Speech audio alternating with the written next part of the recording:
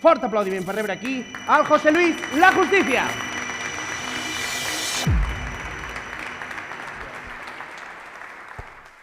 Bon dia. Després d'aquesta presentació que no m'havien fet mai, intentaré estar a l'alçada. Estic personalment molt content. Quan estava treballant allà a les Tables, la seu del BBVA a Madrid, i vaig rebre la invitació de la UBIC, em va fer especial il·lusió, primer perquè és un honor pel BBVA ser avui aquí amb vosaltres, perquè això també és casa nostra, com sabeu, Osona, i a veure si sóc capaç de passar aquí. No funciona? Perdoneu, Sí?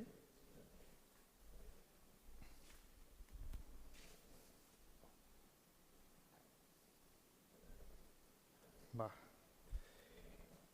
Com sabeu, Caixa Manlleu és una de les...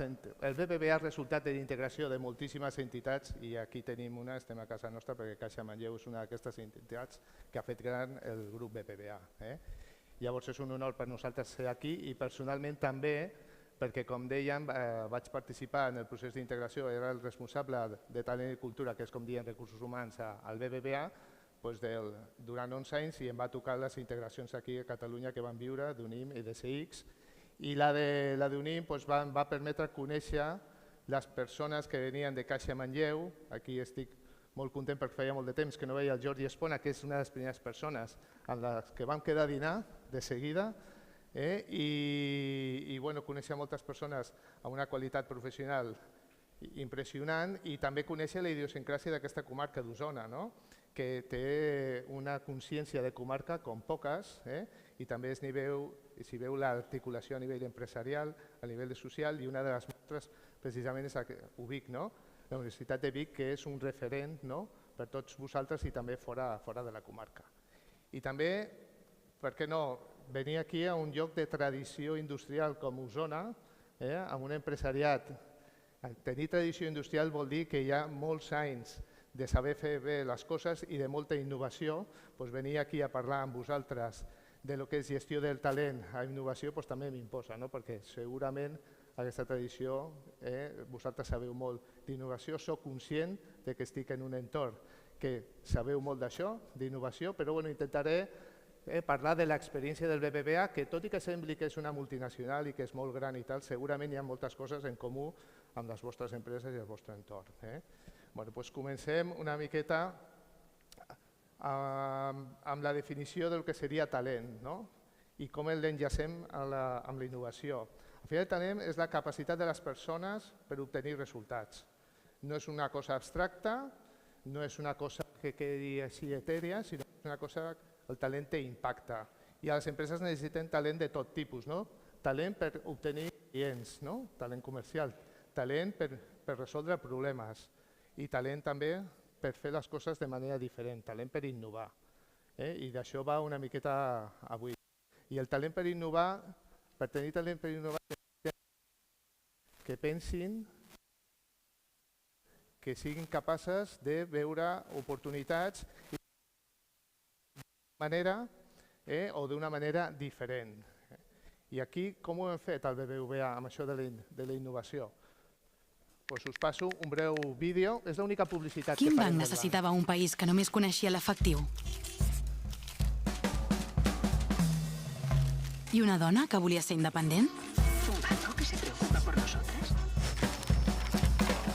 Quin banc necessitaven les empreses d'un país que es projectava a l'exterior? Quin banc demanava la nova societat digital?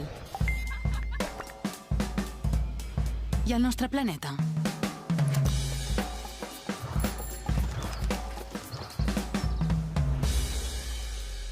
I ara? Quin banc necessita el món ara? BBVA. Avancem? Com veieu, aquest és un vídeo que mostra algunes fites de la nostra trajectòria com a banc, des de la primera targeta de crèdit que es va implantar a Espanya, passant per el Banco de la Mujer, en una època que encara la dona no tenia els drets que lògicament havia de tenir, i passant per el món de l'expansió multinacional i arribant fins a la millor app del món. Direu, el BBVA sempre està a la de la innovació en el sector bancari, però no hi ha hagut... No tot... Jo voldria, quan pensava en què explicar-vos avui, volia fer referència a la meva pròpia vivència personal i me'n vaig, per exemple, a l'any 2008, 2009, 2010, amb la crisi econòmica. Segurament, si us aneu en aquella època, el sector bancari no estava identificat amb la innovació i el BBVA doncs, tampoc, segurament, tot i que hem tingut altres èpoques, no? Però en aquell moment no estava. No? Sí que teníem solvència financera, teníem una bona gestió de clients, de recursos humans excel·lents, havíem generat una multinacional en pocs anys, però segurament no se'ns identificava amb la innovació. Avui en dia, 15 anys després, no tinc cap dubte de que el BBVA està identificat com una empresa innovadora, i no només al sector, sinó en general. Al 2010, segurament, quan una persona pensava en innovació no identificava el BBVA, jo no tinc cap dubte pels reconeixements que rebem contínuament, per el que ens diu la gent quan anem al mercat laboral, etc., cap dubte que se'ns identifica com aquesta empresa. Llavors, què ha passat en aquests 15 anys? I és una miqueta el que m'agradaria explicar-vos avui. En primer lloc, vam tenir una necessitat d'implementar un pensament, una mentalitat d'innovació. I aquesta mentalitat d'innovació es va començar a generar quan vam veure la competència que podia ser altres actors. Penseu que els innovadors en aquella època eren les fintech, només s'identificaven com a innovadors. També es deia que si Facebook, que si Amazon eren una competència que podia fer banca. Llavors això va començar el banc a dir aquí alguna cosa hem de fer. I el més important és de la direcció, que és al final la primera cosa que sempre funciona. La direcció va començar a impulsar que necessitava una cultura d'innovació. I tot això en una gran empresa s'ha d'explicitar d'alguna manera, perquè són més el BBVA, les coses s'han de posar per escrit. En una petita empresa, que són molt més efectives, és més fàcil. Nosaltres ho vam tenir que posar per escrit. I tot això va fructificar en què van canviar el propòsit del banc, la raó de ser del banc era treballem per un futur millor per a les persones, per una nova, que és aquesta que dèiem, posar a l'abast de tothom les oportunitats de la nova era. Aquesta era la manifestació del banc, es va posar explícita, es va posar per escrit, tothom la coneixia, i llavors això ja indica que hem donat un pas endavant. I a més, com declinem això? Doncs lògicament teníem amb 3 valors, que són els que han de presidir el dia a dia. I aquests 3 valors, un és habitual de sempre de la cultura BBVA, el client és el primer, com de tantes empreses.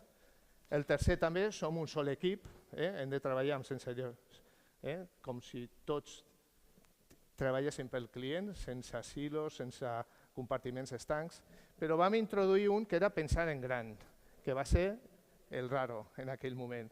Llavors, això va ser una altra fita de dir, escolta, senyors, que això va d'innovació i ens posem en mode d'això. Coses que van ajudar també per veure el recolzament de la direcció cap a la innovació. En un moment donat va crear un departament d'estratègia digital i al davant d'aquest departament estava Carlos Torres Vila. Va haver-hi un moment que aquest departament, el Carlos Torres Vila, va passar a conseller delegat. Clar, que la persona d'estratègia digital passés a conseller delegat ja era una senyal brutal per tothom.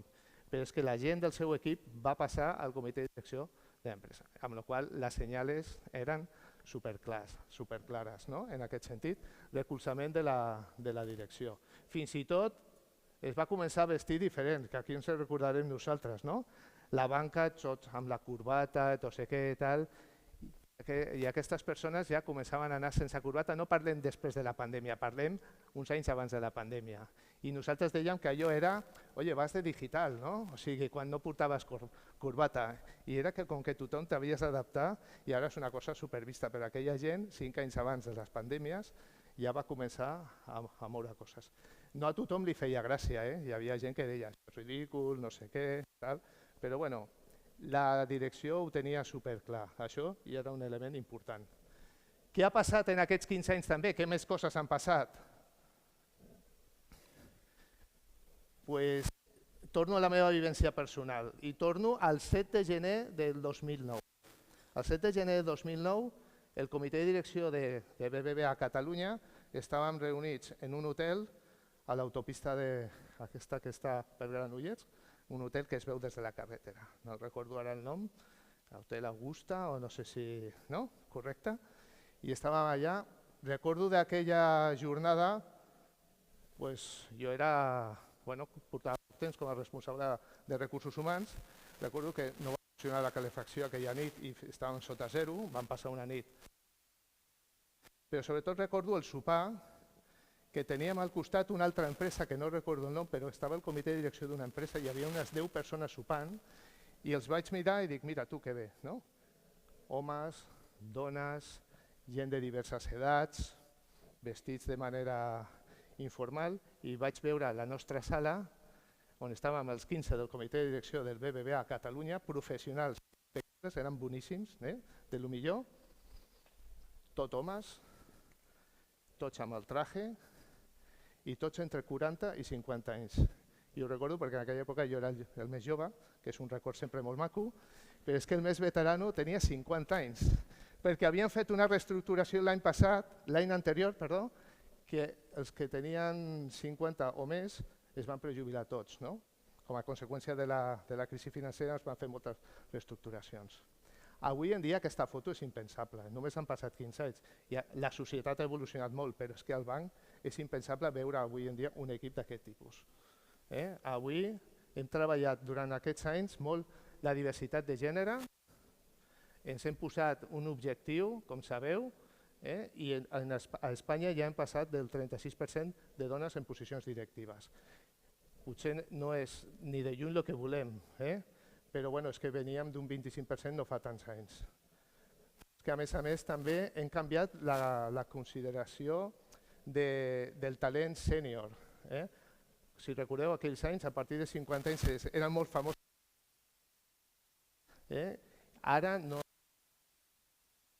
I no perquè siguin cares pel banc, que són cares perquè al final sufragues tot un sou fins als 65 anys i pagues la seguretat social, sinó perquè al final no volem que hi hagi un estigma de que a partir d'una edat ja la gent no pot treballar i el seu talent no és valuós. Avui en dia la gent més sènior, aquí tenim un exemple, jo tinc una edat que no hauria estat mai en aquella reunió del 7 de gener del 2008 i penses que encara tens recorregut, em van promocionar fa un any. Això és un símbol que han canviat coses també. Més coses. Abans tots els que entràvem al banc eren d'econòmiques fonamentalment i algun de dret. Ara fitxem de tot. I tant per les tasques comercials i tradicionals com lògicament pels departaments que estan més lligats a la innovació. O sigui que han passat una sèrie de coses que han fet que incorporem diferents perspectives en la presa de decisions, perquè són col·lectius que representen millor la societat i el que realment volem ser entre tots per arribar als nostres clients. I això dona perspectives diferents, formes de pensar diferents, i això ha estat molt rellevant pel banc en aquests 15 anys i notes com ha canviat molt. I un tercer factor és que, clar, tu tens el recolzament de la direcció, tu fas diversos per aportar diferents perspectives, però el dia a dia que això sigui fàcil, facilitador, són els ocupat molt de la qualitat directiva, però com tota la vida té fases. I en aquesta fase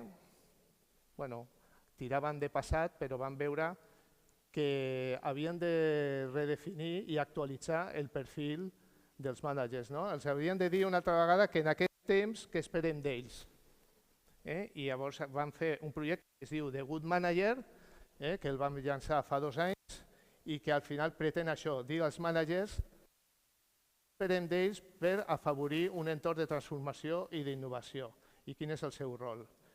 I l'hem declinat en 3 punts. El mànager, lògicament, si diem que el propòsit i els valors són el més important d'una empresa, un mànager ha de viure els valors en primera persona i amb això mesurem com ho fan a través d'un 360 graus, com el coneixeu, com a tècnica de recollir feedback, els col·laboradors opinen, els parts i els responsables. dels 3 valors que hem comentat. El manager ha de donar exemple. Segon, un manager ha de donar resultats, lògicament. No hem d'oblidar que no pots ser good manager si la teva unitat no dona resultats. Això ja totes les empreses mesurem els resultats de tothom, però li posem com a punt clau. I tercer, amb un impacte positiu a les persones. Com hem declinat aquest impacte positiu? Amb 7 skills, donar exemple, generar confiança, donar i rebre feedback, empoderament, impulsar el creixement, fomentar el benestar, que són skills que després de preguntar a managers, a col·laboradors, polítiques externes, internes i tal, estimem que són els més creadors d'aquests entorns de transformació i d'innovació. Amb la qual cosa, avui en dia, els managers tenen una fulla de ruta amb plans recomendats de formació per anar treballant cadascú cap a aquest perfil que necessitem en aquests temps, com deia, i facilitador de la innovació.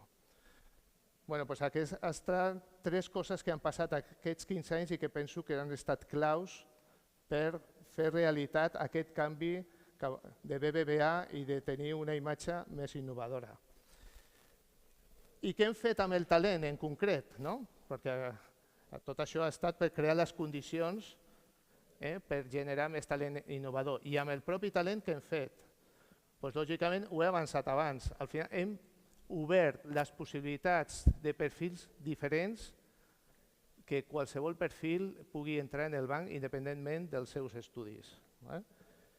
El que importa és l'actitud, que ho heu sentit moltes vegades, un conferenciant tan famós com el Víctor Cup que diu el coneixement suma, l'actitud multiplica, nosaltres al final valorem per actitud. I és igual la carrera que tinguis, tu pots entrar al banc a qualsevol àrea. I en concret, també hem afavorit el fitxar gent que està més lligada a les unitats d'innovació, com són enginyers, etc., i competir amb les empreses que són el caladero normal d'aquests perfils, que són les enginyeries, les constructores, etc. Avui podem dir que hem aconseguit fer una oferta al nou talent per fer-lo atractiu perquè vingui a BBVA. Només el salari, que sí, aquí podem competir bé, lògicament, però hem d'oferir a aquesta gent, si la vols, coses com polítiques de benestar, un propòsit que encaixi en el que és una miqueta la seva mentalitat, flexibilitat, aconseguit això, captar aquest talent més innovador i divers i en aquest sentit puc dir que dels 110.000 empleats que té el grup BBVA en tot el món, ja aquest any arribarem a 20.000 persones dedicades a tot el món de data i de tecnologia, la qual és una cosa que fa 15 anys era impensable, quan no teníem ni aquesta mentalitat o no passàvem pel millor moment de mentalitat innovadora. Una altra cosa que he fet amb els que estem és identificar quines són les capacitats que creiem que hem de desenvolupar. Aquí teniu una miqueta d'intencions. Quan tu poses quines són les capacitats estratègiques i desenvolupes una sèrie d'itineraris formatius, com són aquests, estàs donant senyals a la gent en què s'ha de formar perquè li vagi la carrera el més lluny possible. Aquí, clar, som el BBVA, tenim molts recursos, tenim un munt d'itineraris que ho tenim intern a una eina, una plataforma que es diu The Camp, però no cal tenir tants. Cadascú a la seva empresa pots començar amb un itinerari, amb 2. Nosaltres no vam començar amb tots. I treballem amb proveïdors externs també, o sigui que jo crec que és bo que la gent de l'empresa vegi què es valora, que incorpori al seu perfil per treballar de cara al futur. I nosaltres aquí veieu totes aquestes capacitats relacionades amb la innovació. No deixem de posar el lidera que el veieu al mig, a dalt, que és el lideratge, que va relacionat amb el de Good Manager, perquè és innovació, però després sí que veieu aquí una sèrie de coneixements com Agile, Digital Sales, ciberseguretat, Data, Design, Engineering, etc., que a la gent ja li estàs passant una miqueta aquest missatge. I aquesta formació té accés qualsevol empleat del grup BBVA a tot el món. I està dividit en àmbit, cada matèria té muntanya. Això ens ha fet que molta gent es formi en matèries perquè després optar a departaments com a sostenibilitat, data, etc. I en tercer lloc jo diria que amb el talent existent hi ha un punt que ens passa, clar, no tot funciona bé, no? I hi ha un punt al banc que sempre està molt present, que és la diferència que hi ha entre els serveis centrals i la xarxa comercial. Això és un missatge constant. Aquests serveis centrals no s'enteren de res, viuen al seu món, no sé si us passa a vosaltres, entre la gent que està a oficines, a central, i la gent que està al món comercial, no s'enteren de res, el món ara han tret això i no sé què, i la gent de serveis centrals diu, home, és que la xarxa hauria de ser, bueno, és que sempre estan amb els problemes de sempre, haurien d'elevar-se una miqueta i estem sempre en aquest món. Llavors, com incorpores, com creues els dos mons en una gestió de la innovació, no? I pensant en això, dius, jo no sé, li dono un vot de confiança sempre a la xarxa comercial. És a dir, si hi ha gent que té present el que és el canvi i que el viu cada dia, és la gent que està amb el client, des del meu punt de vista. Perquè els clients li posen en situacions cada dia noves, perquè els clients treballen amb altres empreses. He fet això amb Amazon, he anat a l'hotel no sé què, en aquella empresa m'han fet aquest servei i tal. I venen al banc i esperen el mateix, que sempre serà el millor de la resta del món. Amb la qual dius, els que realment estan preparats pel canvi, al final és la gent que està amb els clients. Llavors, l'únic que has de donar estratègies perquè s'orienten el millor possible amb l'estratègia del banc, que són els missatges que hem anat fent. Llavors dius, la feina la té el servei central sempre. I pensant, perquè això costa molt, el BBVA diu, què hem fet? Doncs el que haureu fet molts de vosaltres. Els serveis centrals, perquè entrin en una cultura d'innovació, els has de moure. Els has de moure assumint que hi haurà coses que no funcionaran bé i tal. Nosaltres, que hem fet aquests anys, i que està escrit tot això perquè han fet moltes empreses, doncs vam dissoldre els equips de serveis centrals, els departaments, els que feien tota la vida no sé què, i van fer aquests pools per treballar per projectes. Llavors tu estaves acostumat a treballar en una matèria tot l'any i de cop i volta te'n veus en un pool amb altres companys i que sí, que quan hi ha un pic de la teva feina t'assignaran aquesta feina que tu venies fent perquè altres mesos t'assignen altres, has de conèixer nova gent, no saps si et valoren bé o no perquè has canviat els paràmetres i això genera incomoditat. I jo penso que això va molt bé. Van canviar de seu, com tantes empreses, i ja no tens la mateixa cadira de sempre. I has de reservar cada mes la cadira. Això és una guerra, perquè nosaltres el tercer divendres allà de mes s'obre la selecció d'espai pel mes següent. I clar, ja no saps a quina hora matinar, perquè allò és la guerra. La gent es posa el despertador perquè vol el mateix joc que sempre i tal.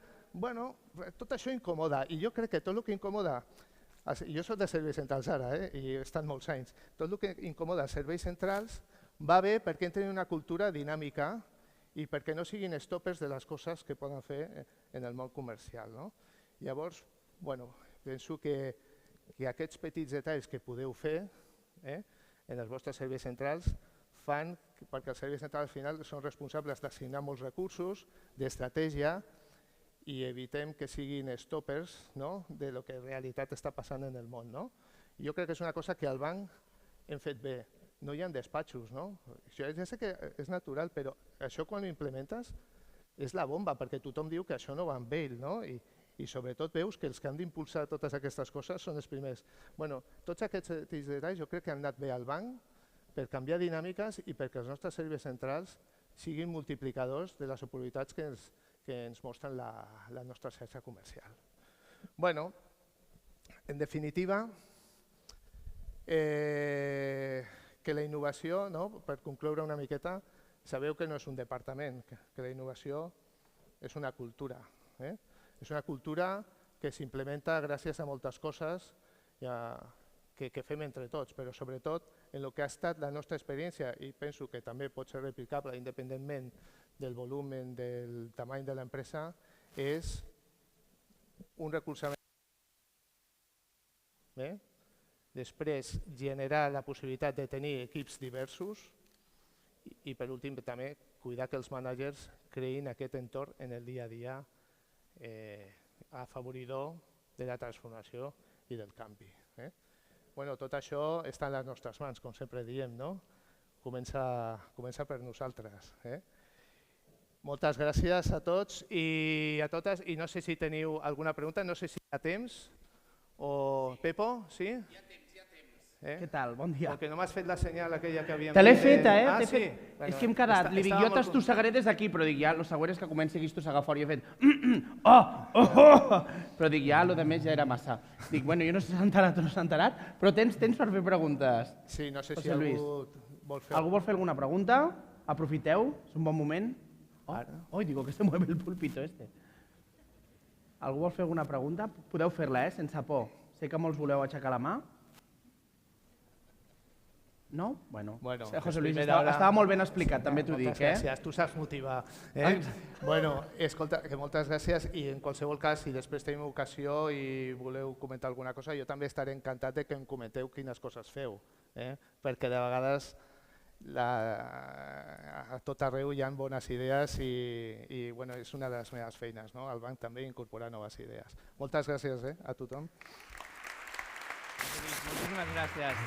Moltíssimes gràcies.